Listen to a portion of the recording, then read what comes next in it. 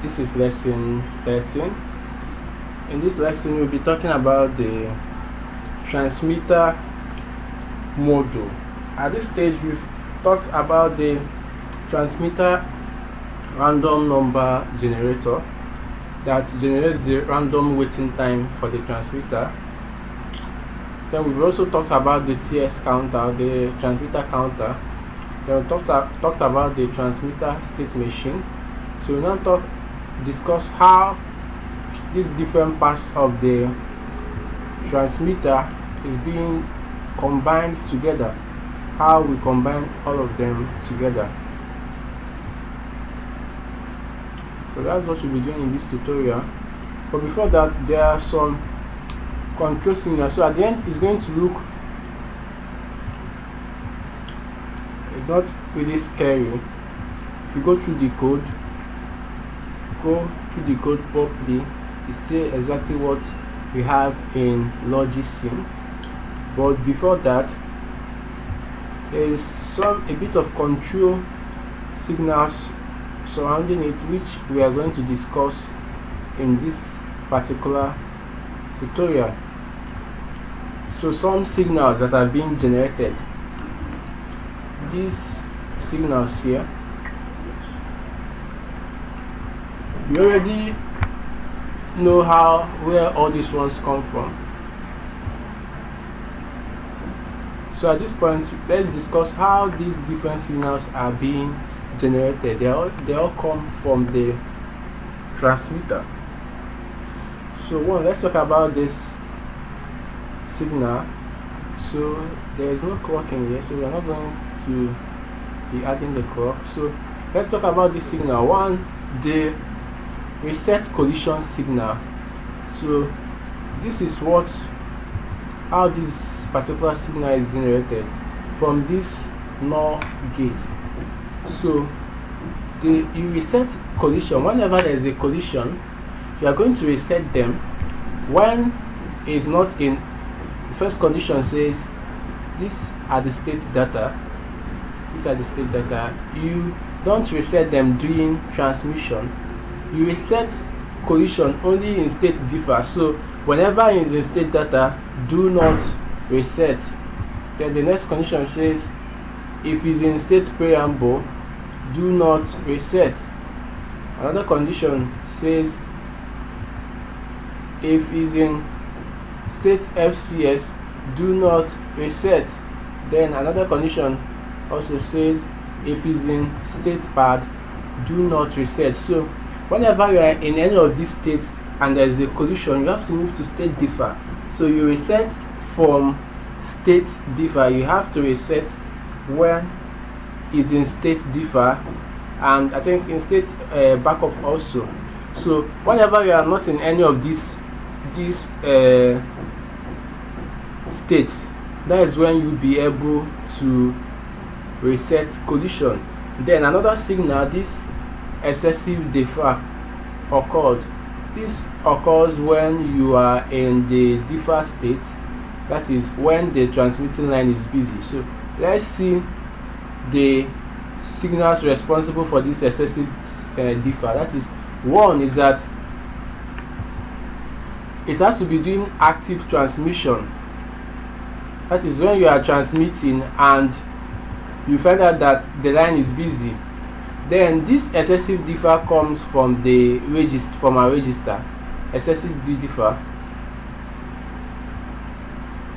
Then let's see this one. Wait, so many highlighter on this screen. Okay, so now it's cleared. So this excessive differ, let's start from down here. Stop excessive differ occurred. This is from the register. This stop excessive differ occurred bit. If you set it to high, that means you are going to cut it. But if you didn't set it in the register, that means it can stay in the differ state for a very long time. So when it's off, whenever this differ is stop excessive differ occurred bit is off from a register, that means the excessive differ occurred is likely to take place. That is, excessive differ occurred means it has waited for a very long time in the differ state.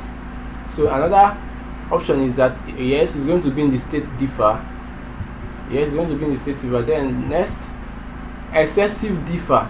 That is, the excessive differ actually occurred. You are in the state differ and you've waited for a very long time, and then again it has to be doing active data transmission. So when the active data transmission occurs, then this excessive differ occurred bit is going to come up.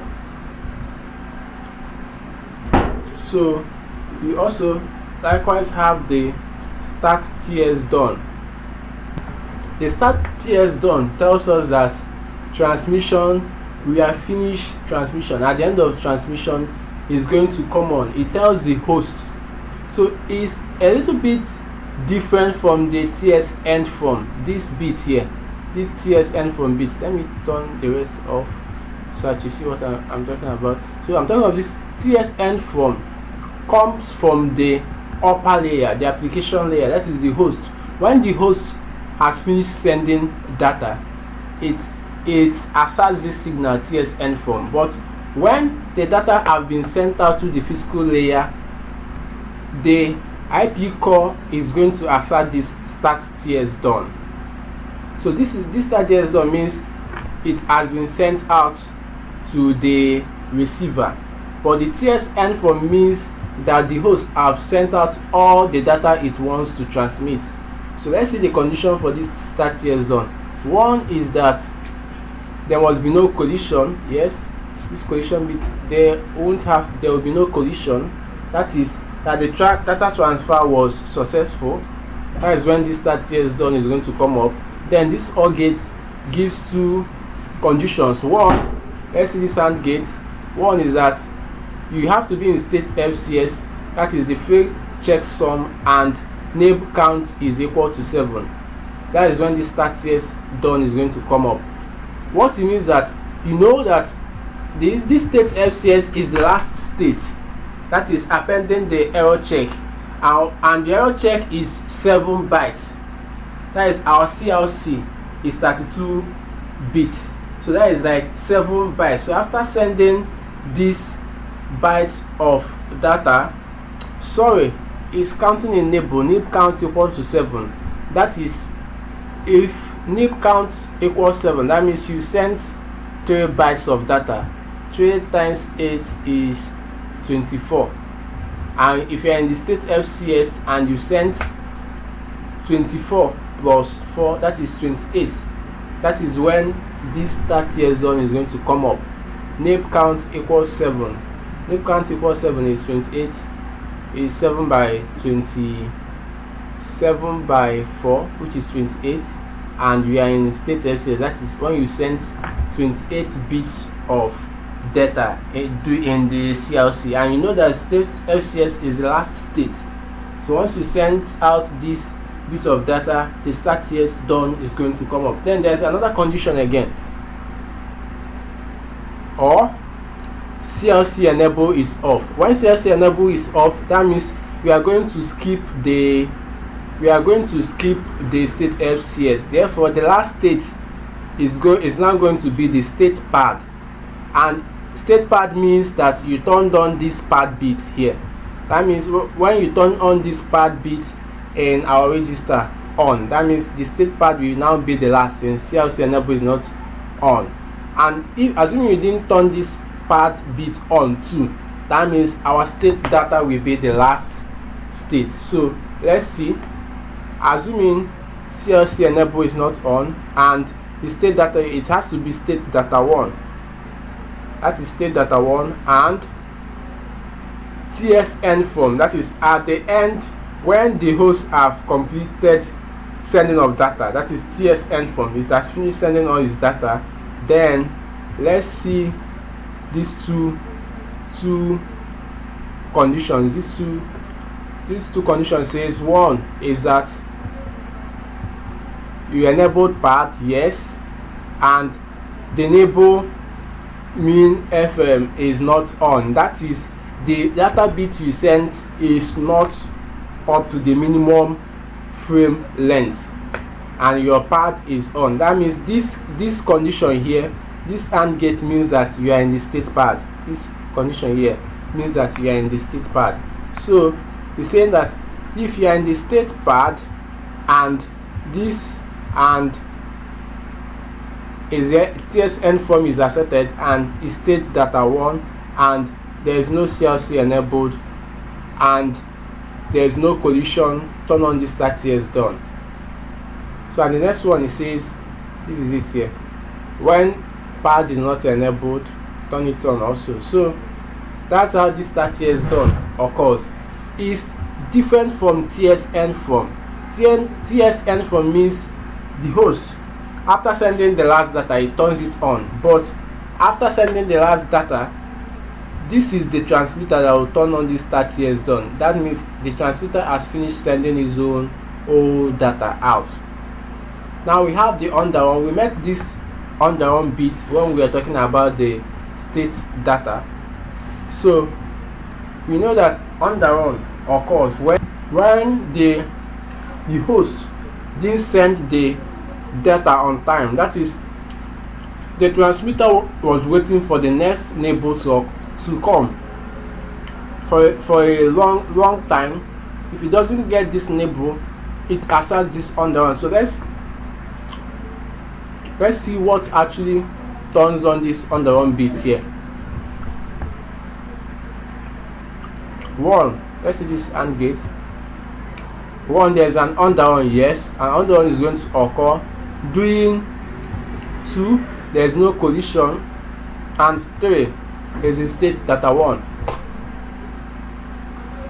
That is, it waited for the data to come and the data didn't come. Probably the bit counter was counting and it was waiting and didn't receive data, so therefore this on-the-run occurs. So and whenever this on-the-run occurs, is one of the reasons to abort transmission. One of the reasons to abort transmission. Okay, let's see this bit too big. As to a condition, let's see this last one says when it reaches the maximum frame, it asserts this too big, and when there's no collision and it reached the maximum frame, that is the data size is too big, then let's see this OR gate. 1 says that is in state FCS, or is either in state FCS, or let's see the next option is in state data 1 and there is no on-the-run. I hope you understand this. When there is no on-the-run and in state, assuming there is on-the-run, it actually sends the data, but it reached the maximum frame. Let me explain this particular AND gate here.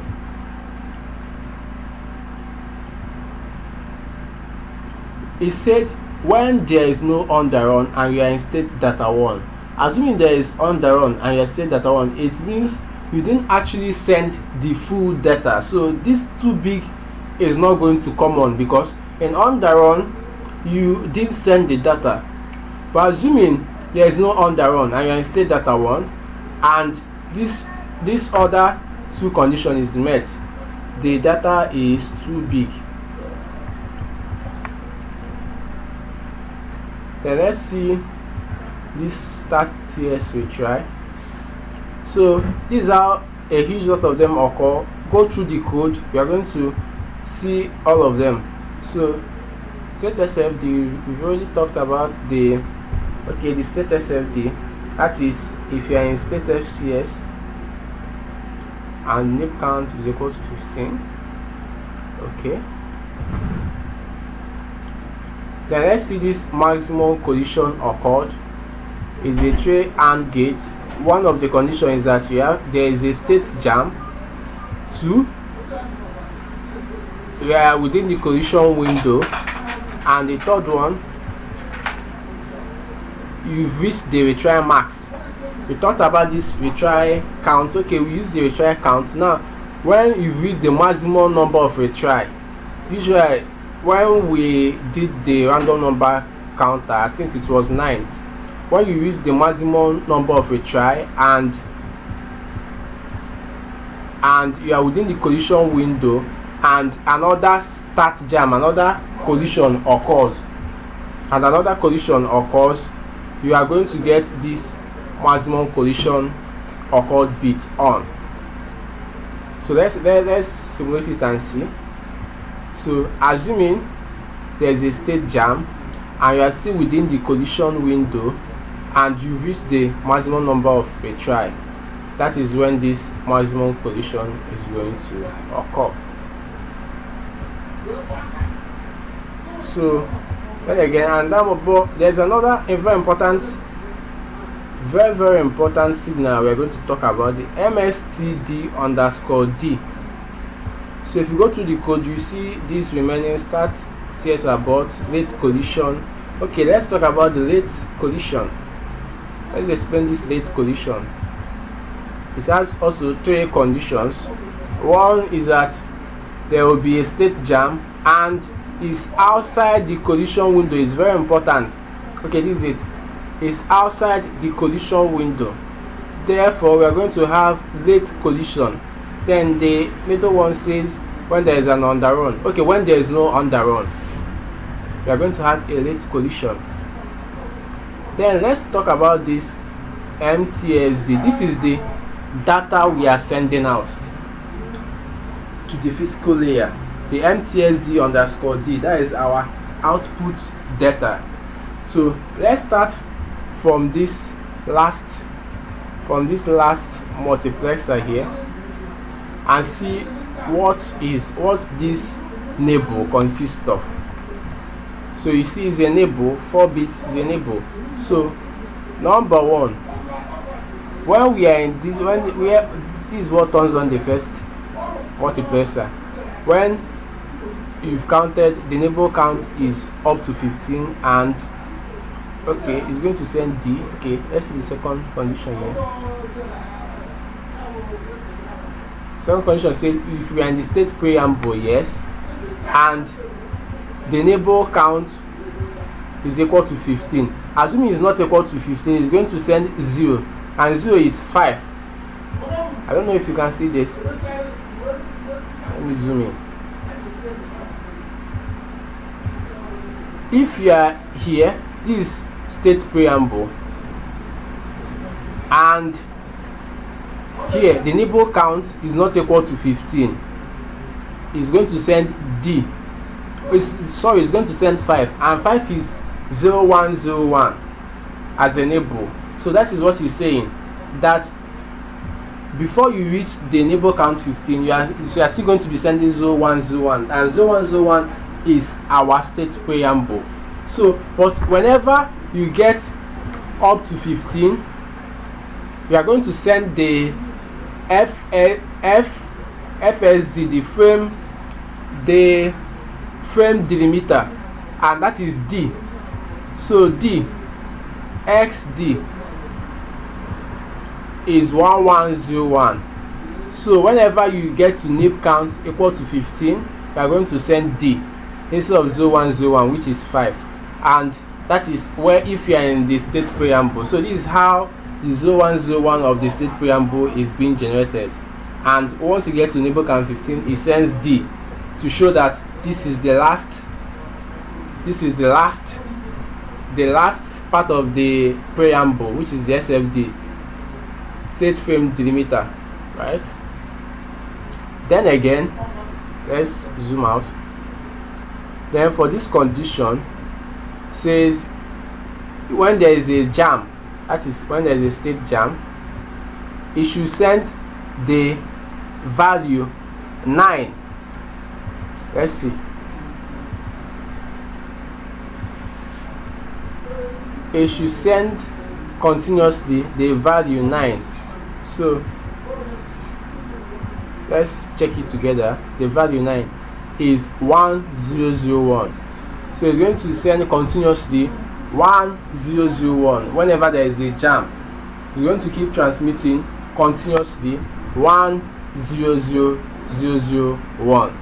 And then again, this says if is in the state FCS, that is during the time we are expected to start transmitting the CLC check. So this is what is going to send.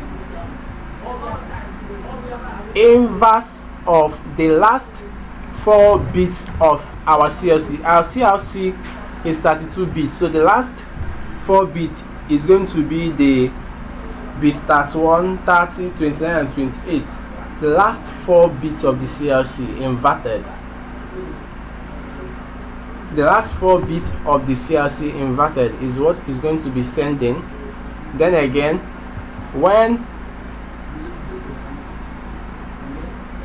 then doing the state data, this is it. This is where the actual data is being transmitted. In state data 0 is sending, let's see, is sending the TS data to be transmitted. It divides them into 2. See it here, the TS data here. That is what is going to be sent. It divides them into 2, 4 here, 4 here. So it sends the lower byte in state data 0 and the lower neighbor in state data 0 and the upper neighbor in state data 1. So in subsequent tutorial we are going to see how this TS data, how our TS data is being generated. But see where we divide them into 2. The lower neighbor goes to the state data 0, the upper neighbor goes to the state data 1. So this is how we get our MTSD, the data to be transmitted. So again, we have the initialized CLC. Everything about CLC will be discussed at the ETH CLC circuit. So then again, this is not the only circuit. So this circuit also extends to here. So all these are the transmitter control. So this the second to the last circuit in this transmitter control. Here we are going to see all the remaining parts of the signal. So remember about this collision window we've been talking about. This is where it's being generated. Then also we talked of this retry max, and this is a retry counter, a retry count, the one we used in our previous tutorial about sending the random collision, the number of collision occurred.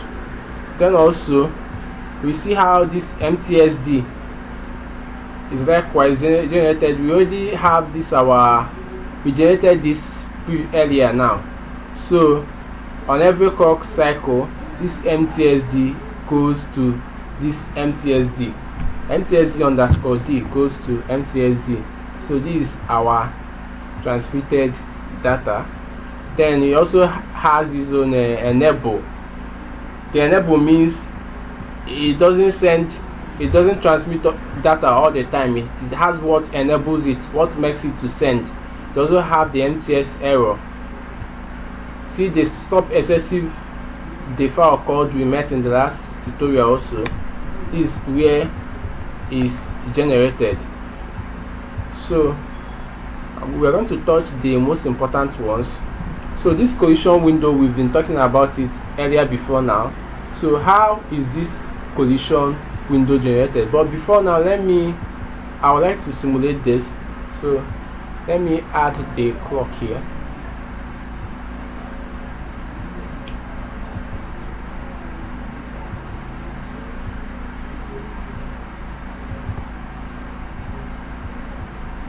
Yes, the clock is on. So let's see. So how do we know that we are within this collision? How this collision window? So this collision window means is a period during which a collision is treated as an active collision. Like a collision window a space of time when a collision is treated as an active collision. One is, let's see, when is in state idle, or when is in interpacket gap. During these two stages, a collision does not affect our data transmission when it's in state IPG. So collision that occurs within a collision window are treated as valid collision. When collision occurs within these stages, the data are being retransmitted.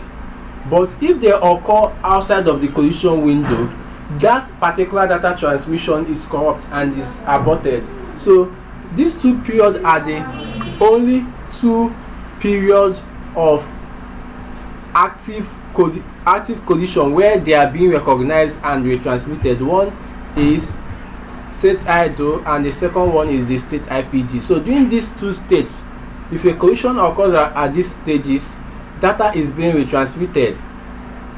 Data can be retransmitted, but outside of this, that is maybe during the state FCS or state pad or state preamble, data is going to be corrupt.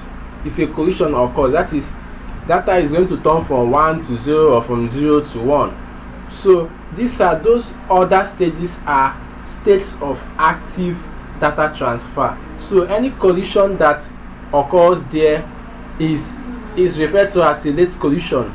That particular data transmission is going to be aborted. But if it occurs within the state IPG or state idle, the collision window is going to be retransmitted. That is, in state IPG, it's going to be retransmitted. So then again, we're going to see where is used, when we come down. When we are coming down, we are going to see where it's being used. So to reset it, we use this 2-input AND gate. Then again, we are going to come across this TS used data. This TS used data comes on immediately we want to start data transmission. This TS used data is going to come on. So as you can see, the start data signal is here already. So whenever any of this start data is on, the TS used data is going to come on. It means that we are about to start data transmission. It's different from TS start from. The TS start from comes from the host. It says that I'm giving you data to transmit. Why this TS use data means I'm transmitting data. So the two, there's a little bit of clear difference between these two. So we now have the TS done. This TS done means transmission is done. And when does it come on? Let's see. It comes on only when the start TS done is on. We already treated this start TS done in our last in the last circuit we used. So whenever the start TS done is on, TS done comes on. It means we have finished transmission. So it's going to reset when, let's see the conditions for resetting it.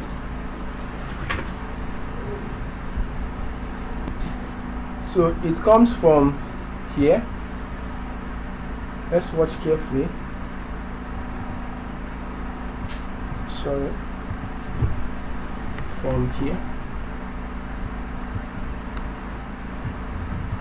That's where the signal is being generated, and it's generated when you are in state idle or when there is excessive differ is occurred. So these are the conditions for resetting our TS zone. So TS retry. Now this is where the collision window plays a very major role in TS retry. When we are talking about this TS retry, let's see how we use the collision window here. Because we said collision window is only doing the state idle and the state IPG. That's what we describe as the collision window. That is, during this period you will transmit when there is a collision, but outside of the collision window you abort. So let's see the TS retry here. That is the retransmitting. It only comes on when the start TS retry bit is on. We are going to talk about this, how this start TS bit is being generated, in another tutorial. Then you reset it when, let's see the condition for resetting it. Condition for resetting it. The same condition for TS done, that is at the end of data transmission, either when it's in state idle or when excessive defer occurred. So whenever you get back, that is after data transmission, and you are back to state idle, that is when you can determine whether the transmission is done, TS done, or you are going, are you going to retry it. So the retry, after a while we are going to see how this start TS retry is being generated. The same goes for TS abort. Once the start TS abort bit comes on, you abort. But mind you, I already told you, all depends on the collision window. The difference between TS retry and TS abort depends on the collision window, whether you are going to abort or retransmit. So now we use this retry counter in one of our tutorials when we were talking about the random wait period. It actually have its own session where we talk about the random wait period. So what actually resets this and what actually makes it to count. So the retry count resets when either of these conditions are met. Let's start from down. When there is an underrun, you reset it. When there is a TS underrun or where there is underrun. So read up. So you see, let me see. Feedback of random equals byte count, byte count and rest.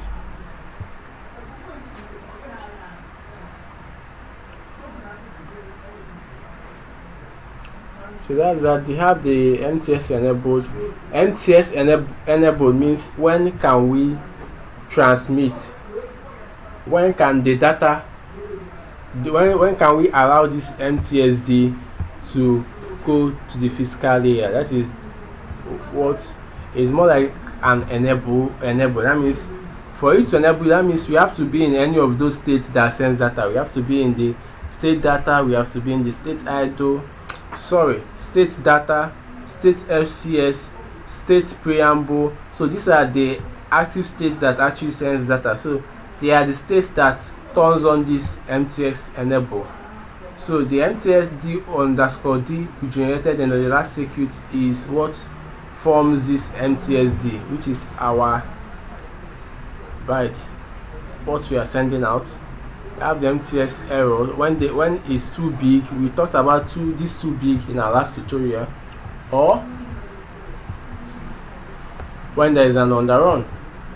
So that's when the error comes on. So we also have this real transmit. Real transmit means when the MTS enable is on and you are in preamble, state preamble. That is, this signal comes on. Real transmit. So it's almost the same with MTS enable. Real transmit is going to come on. We are going to use this real transmit in our Mac control model when we are going to be talking about the Mac control model. So go through the code. You are going to understand almost everything. Is very easy. By the time you combine it with the little knowledge you might have gained from my description, you'll be able to understand what happens this little control circuit. So the video is already 30 minutes plus, so I will have to cut it at this point. And then after that,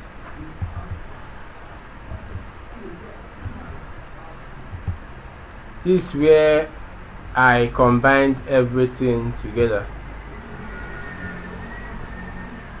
So to do this combination, you can use I brought all the subcircuits together and joined them. So one of the reasons why this is very easy to join is because the signal label in each of the circuits are exactly the same name. So you don't even need the code for you to do this. So let's take for assume if I see an MTS clock in this state random. Let's take assuming I see this MTS clock here.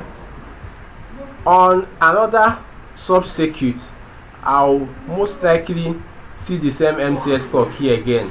So I'll just join the two together, and when I get my output, this input, I'll also assign it with that same name, MTS clock. So here it's very easy to join the sub-circuits together, all the sub-circuits of the transmitter, which includes the random number generator, the CLC, the counter, and lastly this control model with the state machine, and then this control model,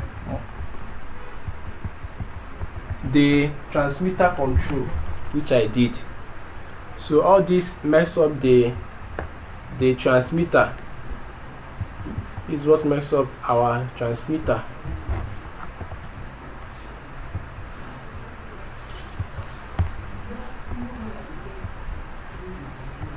So this is what makes up our transmitter.